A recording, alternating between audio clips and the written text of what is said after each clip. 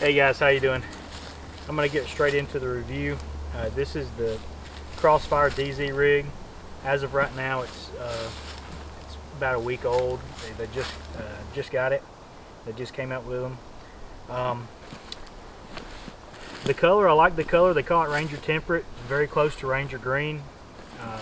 This pack right here is Ranger Green, and the Ranger Temperate very, very close. Doesn't matter. So I'll turn this around. You can see it all at once. It has two pouches that are removable on each side, and this is one panel right here. So one panel with two pouches. They hold 3 M4 mags, but they can also kind of be used as general purpose. And they also hold two like 308 mags. I think they'll hold a couple of AK mags, definitely the 74s. I think you can get this 47s to work, but I don't have those to test it with. But has two canteen pouches that are good size canteen pouches, and then it has a kind of a butt pack. It's not really, it's kind of small for a butt pack, but it is a larger center pack. Let's see. I'll start with the front and what I've got going on. So, like I said, these are removable. One panel, and then the rest are sewn on. So, I've got one of these drop-down pouches, the dump pouch, and it goes back behind, in between the molly of the carrier and the pouch, and it sits back there, and I can open it up and put, you know, XYZ, whatever you want in it. Mostly fired mags for like when I train one shepherd. So I get to keep my my used mags separate from my new mags. They have panels on all the sides. Well, not right here, but on the sides of most of them. Right here I put a little flashbang pouch that I just use for a compass. I need to get a dedicated compass pouch. This is not really the greatest pouch for this, but you get the idea. Kaminga. It's got a gutted paracord with a little carabiner, just so it can't get lost. And then I'll eventually put one right here for a multi-tool. So I've got these set up for 3 mags on each side, just because if I put all 6 mags on the left side, I feel like the left side is just too heavy and it makes it ride a little odd. So that's why I put some here and some here. You know, this is not CQB. It's not that big of a deal. And this is a good time to talk about the closure mechanism. You've got this hard tab that folds up under here, and then you've also got Velcro under here that you can do away with this little built-in Velcro part. And then on top of that, you've got this elastic cord where you can put your pull tab, and you just reach under and kind of push it up, and you kind of pull out and pull up. And you can use any one of those, or all 3 or 2. Usually what I do for the mag pouches is I run with them with the tabs in and the Velcro. So that way when I pull a mag out and this falls back down, you've got that Velcro that keeps it, and I don't have to take the time to take this and tuck it back in.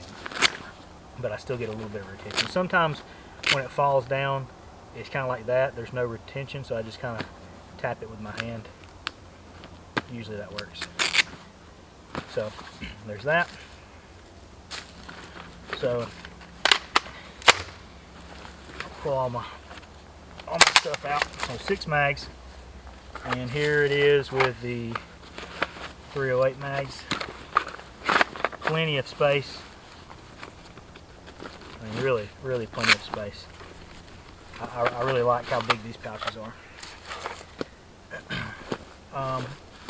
right here, I've got a PVS 14. So it's got a mount on it, and it's got a few things in the bottom like batteries and stuff. But I guess I'll leave this out. Also got it dummy corded, so just in case. But I found like that's like about the perfect size for PVS 14. And of course, if I need to, I could run 12 mags on here if I wanted to. I could just put mags in all of these if I really needed a bunch of ammo. On this side right here, I don't have a PRC 152 right now, but this is where it goes. So this is just a regular pouch. This is just a stand-in, but this is the normal pouch. I take the flap and I tuck it in there, kind of make it an open top. You know, it has these stretchy parts right here that you can really cinch down, and it holds on to stuff. And then I had this, if you've ever seen the Spirit System Spud pouch, it comes with this thing right here, which is just an elastic cord piece, a little tab, and a Velcro spot. I kind of wrapped it around the back on the molly and put it around front. So if we can pretend that this is a radio, if I put it in there,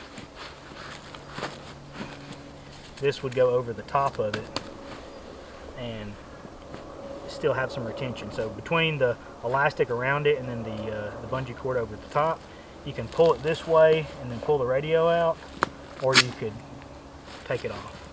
And then even a little extra, you can push that in there. That's just something I came up with. But this is actually not from a real Spirit Systems. This is from one of the copycat eBay pouches I bought. The pouch was crap, but I kept this little thing, and I found a use for it. So that's just kind of my own invention. So this is a medical pouch. It's one of the canteen pouches I use for a medical pouch. It's got a K-bar. I just lashed it to the side. I've got a tourniquet holder. This is what is this?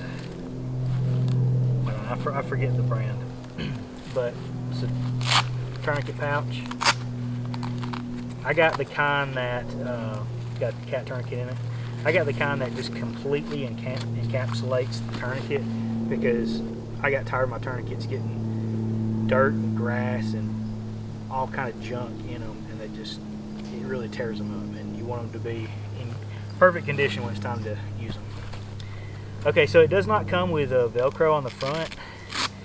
This is a little bitty sticky back Velcro. You can like get them on eBay or Amazon, just like little kits.